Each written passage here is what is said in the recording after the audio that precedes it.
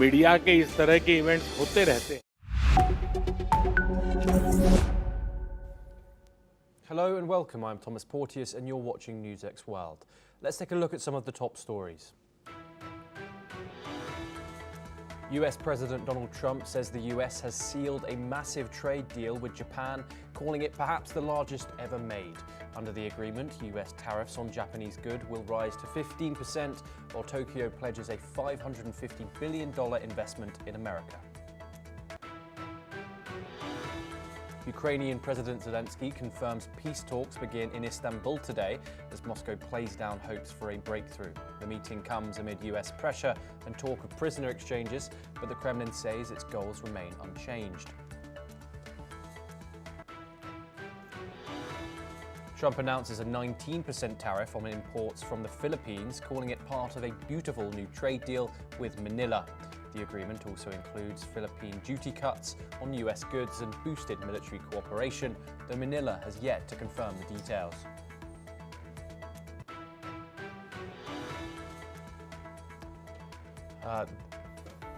Trump announces a 19% tariff on imports from the Philippines, calling it part of a beautiful new trade deal with Manila.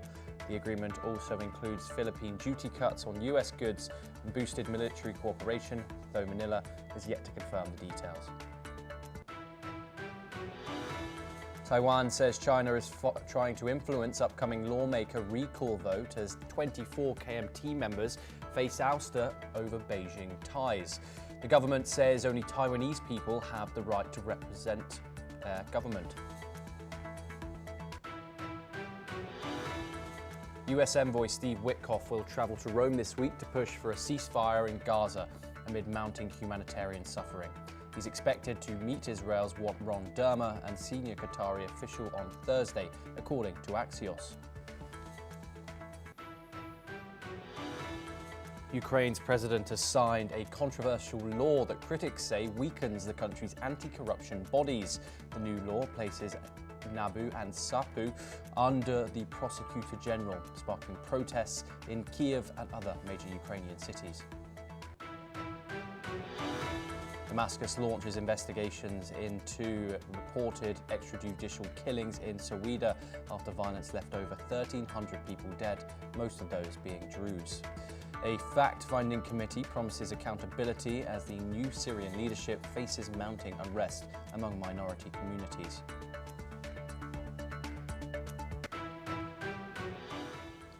Now for our top story, US President Donald Trump's Middle East envoy Steve Witkoff will be travelling to Europe this week for talks on a ceasefire in Gaza and finalising an aid corridor for the war-ravaged enclave, where authorities have said that people are dying of malnutrition and starvation.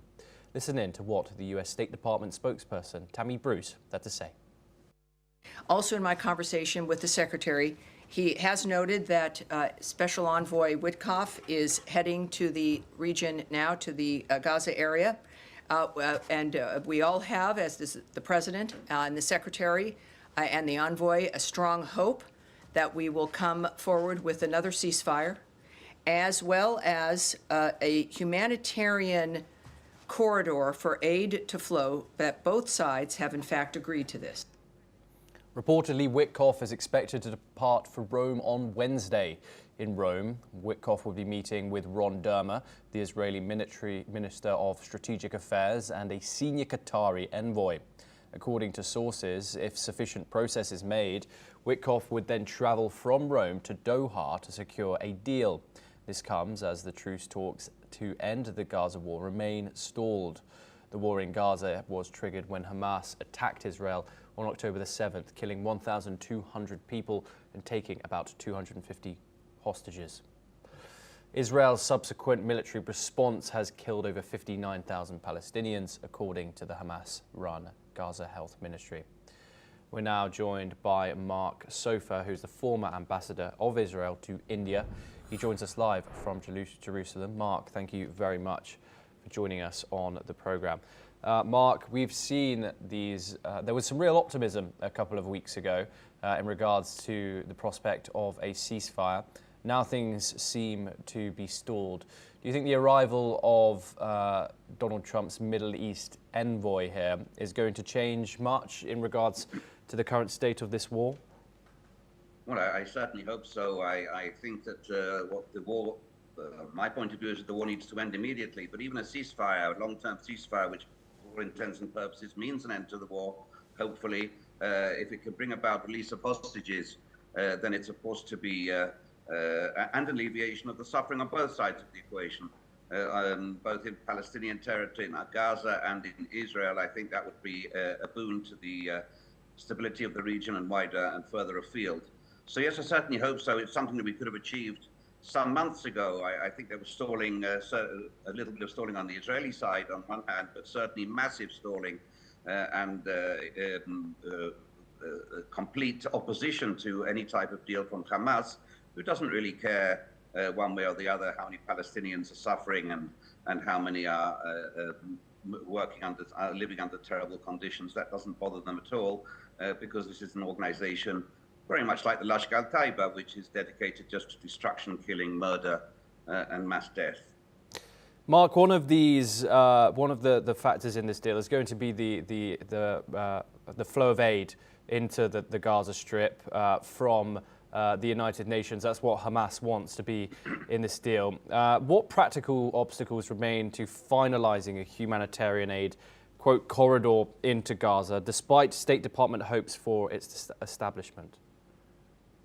Well, I certainly hope that enough aid comes through for the people who are uninvolved with any type of terrorism or with the Hamas. They certainly don't deserve to suffer under any circumstances in Gaza. However, what we've seen until previously, and I'm certainly not talking for the Israeli government, with which I am in total opposition to, but I think that what we have seen is that the aid that was coming in prior, in 2 years since the war started, 1.5 to 2 years since the war started, is that the Hamas was basically stealing the aid. Not only was it stealing the aid, it was reselling it at enormous prices in order to garner income from the Palestinian people that were suffering enough anyway.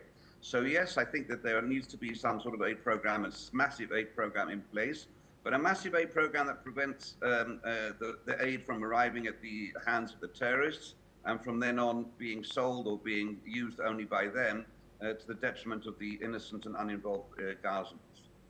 Mark, there's real pressure growing on Israel from its Western allies currently, especially the letter from 29 nations that was released just yesterday. That's including the United Kingdom, France, Japan even. What are your thoughts on that, and what impact do you think that will have on negotiations? Is that putting pressure on Israel, do you think? Well, I think first and foremost, well over 70% of the Israeli public wants an end to the war anyway. So I think that this statement feeds a lot into public sentiment here in the country, whatever the case may be. I also think that among the countries that signed it, there's some of the usual suspects, I suppose we can call them, countries that will knee-jerk anti-Israel, such as Ireland, which sometimes, for some reason, seems to place itself as some sort of harbinger of human rights and sweetness and light, which of course it isn't. But there are countries there which, though critical, are very, very friendly, have always been traditionally friendly to Israel, such as the UK, as you mentioned, such as Italy, Austria, Australia, etc. And I think the government would be well put to take the letter into consideration, to take the message into consideration. But what is first and foremost occupying the minds of all Israeli people here, all Israelis that I know, who certainly want an end to the war and certainly want an end to the suffering, including, and perhaps especially of the Palestinian people right now, is that Israeli security and the security for our citizens has to be ensured under any circumstances and every circumstance. Because we saw on the 7th of October what happens when the security is not guaranteed. We saw that we're not facing civilized countries like India or France. We're facing a mass terror organization that celebrates death, killing, and massacre. And this is really what we need to ensure in any future negotiation about what will happen next. Yes, Mark Sofa, thank you very much for joining us on the programme. Pleasure to have you, as always. We now move on and back over to Europe, where Ukrainian President Volodymyr Zelenskyy has signed a law restricting the autonomy of Ukraine's anti-corruption agencies. Kiev has rolled back their autonomy in favor of tighter executive control.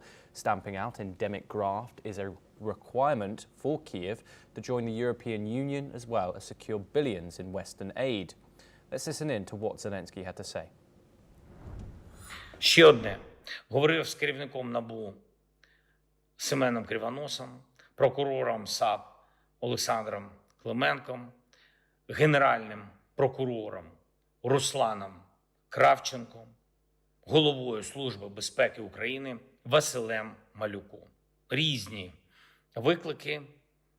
Ми все це обговорили. Антикорупційна інфраструктура працюватиме. Тільки без російських. Важливо, щоб без росіян.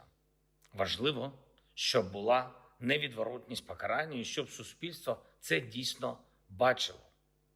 І ще, щоб не було жодних фейків та інформаційних спекуляцій. The vote came a day after Kiev's domestic security agency arrested 2 NABU officials on suspicion of ties to Russia and conducted sweeping searches into agency employees on other grounds. President Volodymyr Zelenskyy, whose party holds a majority in parliament, approved the amendments late on Tuesday. The changes would allow the general prosecutor to transfer cases from the agencies and reassign prosecutors. After the bill passed, hundreds of people gathered in Kiev for the biggest anti-government protest since the start of the war in Ukraine. Demonstrations were also held in the cities of Lviv, Dnipro and Odessa.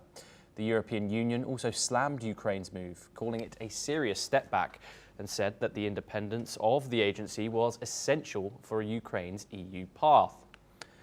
We're now joined by Major General Sudhakar G, who's a senior political and strategic defence expert. Thank you so much, Major General G, for joining us on the programme.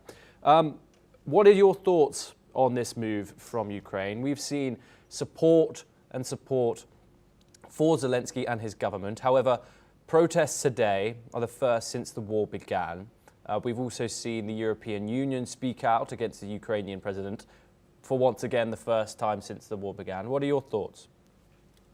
Thomas, firstly, good morning. Thank you for getting me to your show. Pleasure. As regards to the question you have raised, I'm glad that the European Union has actually flagged the issue. Take your mind back by a couple of years, let's say 10 years back, almost identical situation had erupted in Kyiv itself, and a similar situation. I still remember Yanukovych. I was dealing with the subject at that point in time.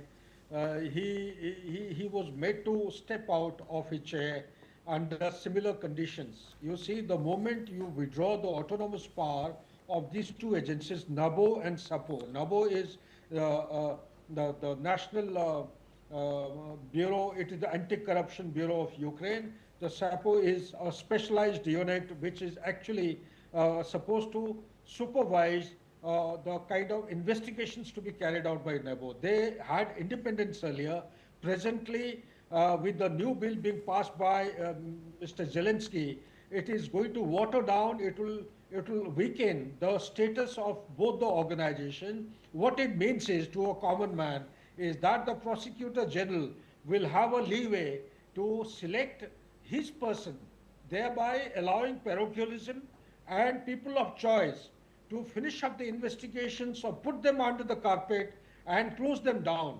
This is not going to actually cleanse the system for the purpose of which the two entities had come up a couple of years, 10 years back or so. And I'm afraid all the aids and grants which are actually provided by, if I recall correctly, the European Union, even the America and other countries in the world, it is supposed to be conditional to transparency, accountability, and free of corruption.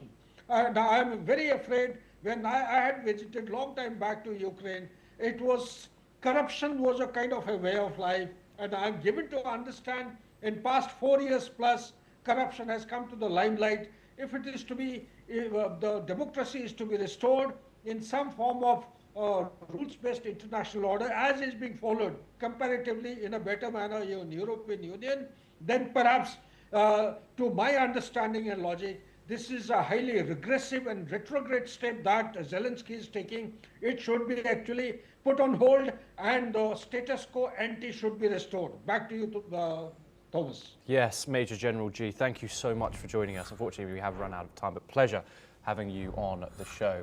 We now move over to the Indo-Pacific, where Japanese Prime Minister Shigeru Ishiba will announce his resignation by the end of next month, according to the Japanese media. This follows a bruising election defeat that cost Ishiba's administration its upper house majority. The reports come after Ishiba and US President Donald Trump unveiled a trade deal that lowers tariffs on imports of Japanese autos and spares, Tokyo punishing new levies on other goods. When questioned about whether the tariff deal with Washington might impact his decision to remain in office, the Japanese Prime Minister said that he would need to scrutinize the outcome of the agreement before commenting. Meanwhile, according to reports, Ishiba is expected to meet the ruling party heavyweights later for discussions on the election outcome. We're now joined by Stephen Nagy, who's a professor at the International Christian University. He joins us live from Budapest. Stephen, thank you very much for joining us. Stephen, do you think these are obviously reports, however, they're highly speculated in Japan. I was wondering if you could analyse Ishiba's current position for us. He obviously had an election, an upper house election that wasn't very successful. Do you think that this trade deal here, which Donald Trump has described as the greatest ever, was Ishiba's final gift to the Japanese people? Well, thanks very much for having me. I'm not sure if it's a final gift to the Japanese people or a final curse because of Prime Minister Ishiba has not been a successful prime minister. You mentioned his loss at the upper house election, but we should not forget he also lost in the lower house. Under his leadership, Japan has become weaker. The leading Liberal Democratic Party has become unable to lead both in terms of the US policy as well as China policy. And in this sense, Japan is not in a better position today. Where the trade deal will go is an open question. We think that they've agreed upon a framework where they're going to go in terms of the final details of the trade agreement. But this framework will probably be negotiated out over the next few months as more details are agreed upon between the two parties. Again, we don't know if this will be a gift to the Japanese or a curse, but 15% tariffs on Japanese products is still a huge tariff and will slow Japanese growth in an economy that's already experienced almost 3 decades of economic stagnation. Stephen, do you think the Ishiba had a choice in this? Obviously, we had this tariff deadline coming up. Deals had to be made. There was speculation about it. And then, of course, the loss in this upper house election. Where was Ishiba standing in regards to the people of Japan and the grasp he had over the country? He didn't have a grasp. Again, he lost the lower house election, the upper house election. Most of us thought that this would be an overwhelming loss for the LDP, and it was. Opposition parties such as the Sansei-to came forward. They won 17 seats, really pushing the ruling party into a minority stand. It's not able to pass anything without working with coalition partners. And I think for many Japanese, they don't really see a difference between Prime Minister Ishiba and Prime Minister whoever, in the sense that the country continues to work, continues to function, but at the same time, it doesn't seem that any political leader can deal with the challenges that Japan faces. We also can understand that the Japan-US alliance is something that the Japanese prioritize, and I think that they would have put this front and center in their calculation in the trade negotiation deals, because that alliance is the only security partnership that Japan has. It is meant to deal with the severe challenges that Japan faces in its backyard, whether it's the ICBM testing from nuclear North Korea that continues to expand its nuclear weapons, China, which has assertive behavior in the East China Sea, across the Taiwan Strait, and the South China Sea, and it's also expanding its nuclear stockpile, and of course, increasing collaboration, not only between Russia and China, but also North Korea and China. Japan lives in a very tough neighborhood, and no matter what the trade deal would have been, Japan would have continued to prioritize that Japan-US alliance because its neighborhood is a tough one. Yes, Stephen Nagy, you are staying with us to discuss further developments. The United States announced its decision to leave UNESCO, accusing the International Cultural and Education Agency of supporting woke, divisive and cultural causes.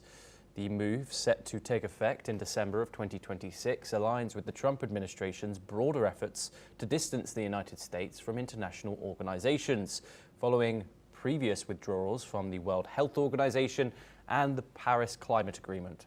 Here is what the State Department spokesperson Tammy Bruce had to say. And today, the United States informed Director General Audrey Azoulay of the United States' decision to withdraw from the United Nations Educational, Scientific, and Cultural Organization, also known, of course, as UNESCO. Continued involvement in UNESCO is not in the national interest of the United States. UNESCO works to advance divisive social and cultural causes and maintains an outsized focus on the UN's Sustainable Development Goals, a globalist ideological agenda for international development at odds with our America First foreign policy. UNESCO Director General Audrey Azoulay called the move regrettable, but said it was anticipated as she emphasized UNESCO's efforts in Holocaust education, fighting anti-Semitism and promoting peace in conflict zones. Here's what Stefan Duriak, United Nations spokesperson, had to say about the issue. Most of you must have seen this morning that in a statement issued by Audrey Azoulay, the Director General of UNESCO, she said she deeply regretted the decision of the United States to withdraw once again from the organization she leads. She added that in the past years, UNESCO has stepped up efforts to take action wherever the agency's mission could contribute to peace. And of course, the Secretary General joins her in deeply regretting the decision by the United States. The US withdrawal is expected to impact American participation in UNESCO's World Heritage Site listings, creative city status and university collaborations. Despite losing US funding, UNESCO has diversified its income sources, with voluntary contributions doubling since 2018, reducing its financial reliance on the United States. We're now once again joined by Stephen Nagy, who's a professor at the International Christian University. Stephen, what is the significance of this? How will the withdrawal affect the United States itself and also its image on the world stage here? Well, those are two big questions, but I think the withdrawal from UNESCO is really part of a broader pattern by the Trump administration to withdraw from international organizations because they feel that they've been hijacked by authoritarian states. You know, to give you some examples, Syria, Iran, as well as China has been the head of the Human Rights Council at the United Nations, which is deeply troubling to be thinking about these countries leading the cheer for human rights. We saw the World Health Organization as well during the COVID-19 pandemic not be an effective vehicle because it was hijacked again by party interests within China. So UNESCO does a lot of great work. Myself, I personally benefit from some of those programs, but I think the Trump administration understands it to, again, promote an agenda that is deeply damaging to not only the United States, but to the global economy and dealing with global challenges. In that sense, I think that the withdrawal from UNESCO, but also other international organizations, as I mentioned, may stir them to change, may stir them to engage in the kinds of reforms that the United States would like to see. But at the same time, I think that it will damage the United States' international reputation because it's not contributing to international organizations and international agendas such as UNESCO or the World Health Organization or, as I said, the Human Rights Council. This is something that the Trump administration is going to have to deal with. It's a challenge, and they're going to need better communication of why, how, and when they did this. Yes, Stephen Nagy, thank you very much for joining us on the programme. Always a pleasure having you. We now move over to Europe, where German Chancellor Friedrich Merz has said that trade negotiations with the United States are now reaching a decisive phase. He also warned that the ongoing tariff dispute with the US will cause even greater damage to the economy as talks continue to reach an agreement ahead of the August 1st deadline. Here's what the German Chancellor had to say. Last but not least, im Zollstreit mit den USA nähern wir uns jetzt der entscheidenden Phase. Wir brauchen eine faire, zuverlässige Verständigung mit niedrigen Zollsätzen. Diese Handelspolitik zwischen den Partnern, zwischen Amerika und Europa, muss den transatlantischen Markt stärken und nicht schwächen. Sonst wird dieser Streit. US President Donald Trump also mentioned that representatives from the European Union are coming for trade negotiations with the United States on July the 23rd. This came after Trump announced that the US had reached a massive trade deal with Japan. Here's what the US president had to say about the issue. And we have Europe coming in tomorrow, and the next day we have some other ones coming in. We're doing things that have never been done in this country before, and our country is becoming very rich again, and that's the way it should be. They're not taking advantage of us. We're now joined by our guest today, Peter Cordello, who's a chief market economist at Spartan Capital Securities. He joins us live from New York. Peter, thank you very much for coming on the program. Peter, this trade deal was announced with Japan today. The EU is still struggling to get a deal here, with Merz also voicing his concern. If Trump delays or walks away, what are the likely short-term impacts on German export orders, particularly for the top exports of machinery and chemicals? Yeah, I think that it's just a matter of time before before the U.S. strikes a deal with the EU and with a lot of the individual countries as well. And we saw that, with Japan last night. Trump announced a trade deal, of course, off from the higher end of the tariffs that he had originally imposed. So, of course, above the 10% as well. But an agreement that seems to have appeased both sides, and I think that's exactly what's happening with the EU and with the individual nations. Now, this is the type of a combative negotiating scenario where you have high points and low points, and then eventually you come to some sort of an agreement. So I remain optimistic that we probably will get a deal with the EU and individual European nations before the deadline. If not, then you'll have a expanding trade war that won't last that long. And so it's just a matter of time before we get agreements. And, it's just a question of appeasing each side. And in fact, if you look after the announcement, you saw that automobile stocks soared in Japan and likely to do so here in the States as well. So it looks like the market seems to be applauding this Japan deal. Yes, Peter, what more can you tell us about how the market is responding to, especially to the potential of this deal, and how exactly, like Japan, how the market there has responded to it, and the potential for the European Stock Exchange to respond to both circumstances that could occur here? Yeah, well, initially, anytime you announce a trade deal, the market is going to applaud that.